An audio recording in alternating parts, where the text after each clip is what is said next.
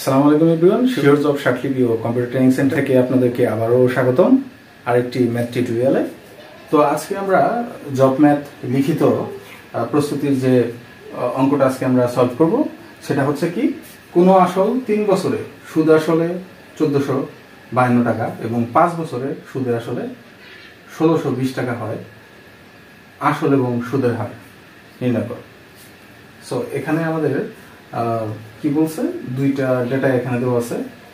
এখানে বলা আছে যে কোনো আসল 3 বছরে সুদে আসলে এত টাকা, 3 বছরে সুদে আসলে 1452 টাকা এবং 5 বছরে সুদে আসলে হচ্ছে 1620 টাকা। 5 বছরে সুদে আসলে 1620 টাকা। আসল অর্থাৎ পি এর মান এবং সুদের হার আর এর মান, এই দুইটা জিনিস চাইছে এখানে, তাই তো? আচ্ছা, তাহলে আমরা লেখা শুরু করি।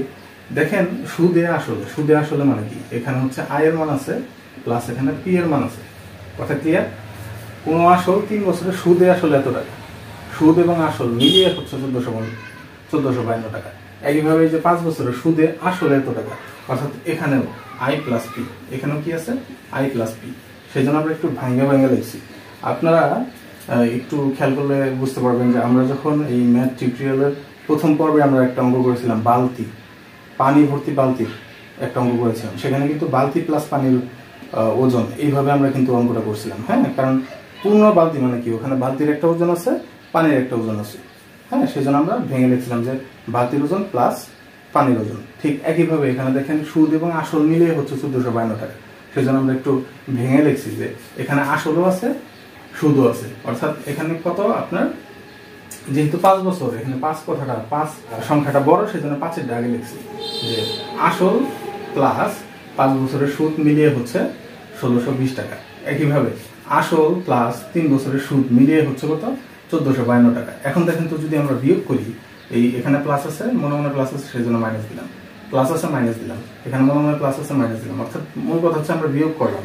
আমরা যদি বিয়োগ করি তাহলে কি হচ্ছে, দেখেন 3 আছে কত হলে 5 হবে, তাহলে 2 হলে, তাহলে 2 বছরের সুদ, 5 বছরের সুদ বিয়োগ হচ্ছে 3 বছরের সুদ, কত আসে 2 বছরের সুদ কত, এখানে বিয়োগ করছি, বিয়োগ করলে আসলে হচ্ছে 168। আচ্ছা, এখানে কিন্তু আপনি দেখেন আসল কাটা গেল, তাহলে কিন্তু সুদটা বের হইতেছে। কি বের হইতেছে, আমাদের সুদের পরিমাণটা বের হয়ে আসতেছে, ঠিক আছে? যে কোনো একটা মান আমরা এখান থেকে বের করে নিয়ে আসবো।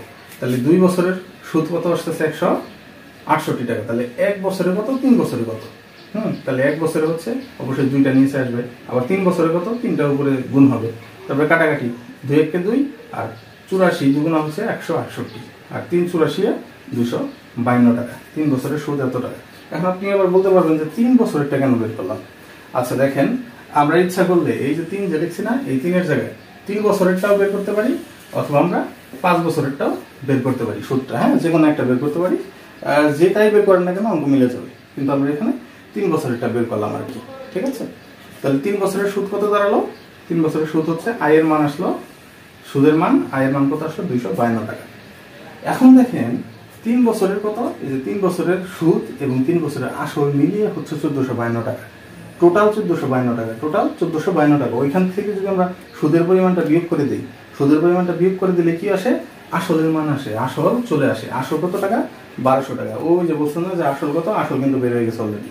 আসল কত আসতেছে আমাদের, আসল আসলে হচ্ছে আমাদের 1200 টাকা। এখন আমরা ওই যে সূত্রটা অ্যাপ্লাই করি। সূত্রটা কি জানি, যে I is equal P N R. এখন আমাদের কি লাগবে, রেট অফ ইন্টারেস্ট, আর এর মানে যে সুদের হার লাগবে, আরটা থাকবে, আর এই যে পি এনটা কি, এখানে গুণাকার আছে, এখানে এসে ভাগ হয়ে যাবে। তো আরটা আর এর জায়গায় থাকলো, আই ডিভাইডেড হচ্ছে পি এন। দেন তারপরে আমরা মান বসাই দিছি। কি বসাইছি, এই যে আয়ের মান বসাইছি 252, আর নিচে পি এর মান কত, পি এর মান হচ্ছে 1200 বসাইলাম। এন মানে বছর কত, যেহেতু এখানে লিখতে পারেন, যেহেতু এন সমান হচ্ছে 3 বছর, এন সমান হচ্ছে 3 বছর, কারণ আমরা 3 বছরের সাপেক্ষে বের করতেছি, যে 3 বছরের সুদ, সেই জন্য 3 বছর। ওকে, তো নিচে পি এর মান 1200, এন এর মান হচ্ছে 3, কাটাকাটি গেছে, নর্মাল কাটাকাটি। এখন দেখেন এইখানে অতিরিক্ত আমরা উপরে লিখছি 100, নিচে 100, এটা দ্বারা গুণ করছি। কেন জানেন, আর আমাদের পার্সেন্ট নিয়ে আসতে হবে। কি নিয়ে আসতে হবে, আমাদের এই পার্সেন্ট চিহ্নটা লাস্টে নিয়ে আসতে হবে। তো এখানে যদি আলাদা একটা পার্সেন্ট দেই, পার্সেন্ট মানে কি, পার্সেন্ট মানে তো আমরা জানি 1/100, পার্সেন্ট মানে হচ্ছে কি 1/100, এটা হচ্ছে পার্সেন্টের মান। তাহলে এটার সাথে ইনটু যদি দেই 1/100, তাহলে বোঝা মিলে হয়ে গেল না অঙ্কটা। গোজামিল হয়ে গেল। সো উপরে আবার আমরা একটা 100 দিচ্ছি, যাতে উপরের 100 নিচের 100 কাটাকাটি ওই আগের মানে থাকে। ক্লিয়ার? এই কারণে আমরা এক্সট্রা 100/100 নিয়েছি। ক্লিয়ার? এই যে পার্সেন্টেজ মিলানোর জন্য। তো এই যে 100 দ্বারা 1200 কাটলে 12 আসে, 12 দ্বারা 252 কাটলে 21 আসে। তারপরে আবার আমরা 3 দ্বারা কাটছি, 3 একে 3, 3 7 21। সো উপরে আমাদের কত আসছে 7, আর নিচে যে 100 পরিবর্তে নিচের 100 পরিবর্তে আমরা পার্সেন্ট দিয়ে দিচ্ছি, অর্থাৎ আর এর মান কত 7%। উত্তর আসল হচ্ছে 1200 টাকা, সুদের হার 7%। আচ্ছা দেখেন, খুবই ইম্পর্টেন্ট একটি ম্যাথ।